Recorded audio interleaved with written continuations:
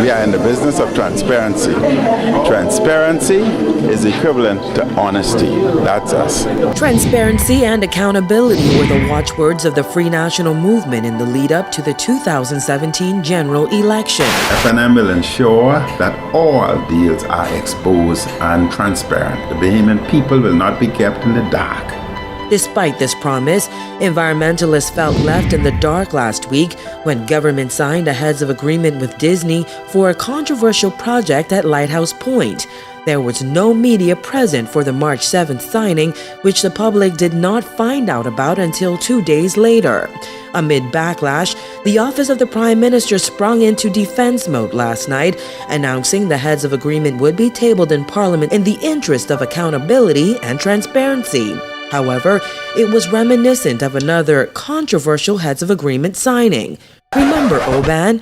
Officials held a ceremonial signing on February 19th of last year, but it wasn't until controversy ensnared Oban's executive chair that officials admitted that the real deal had actually been signed on February 10th. 4 days before Bahamians had even been made aware of the project. It's not the first time the Minnis administration's transparency pledge has been called into question. Remember British Queen's Counsel Edward Jenkins, who was hired to prosecute the high-profile Frank Smith case? Well, Bahamians still have no idea how much of their tax dollars were used to pay him for that failed case, which ended in Smith's acquittal.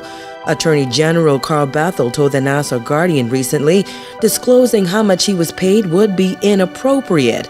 However, members of the Minnis administration had no qualms about revealing the salaries of senior civil servants in the House of Assembly back in 2017. There is one individual that is being paid $33,333.33 each month, or $400,000 per year. An individual was getting paid, and I'm going to table this too, $140,000. Then there's the Chief Magistrate's stinging criticism of 2 cabinet ministers who testified in the Frank Smith trial.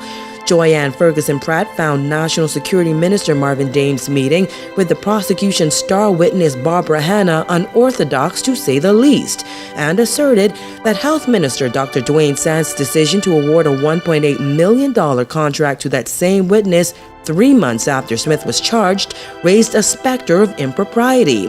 The Prime Minister promised to address their involvement in the case, and opposition calls for their resignation during a recent party event on Grand Bahama. However, while he touched on another matter before the courts, we're still waiting for Minnis to address this one.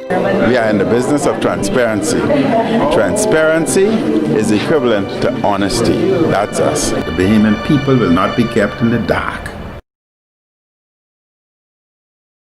Jesus. And if Bahamians aren't prepared to stand up and fight and defend their own Bahamas, then you don't deserve to have it.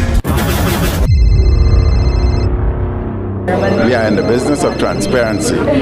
Transparency is equivalent to honesty. That's us.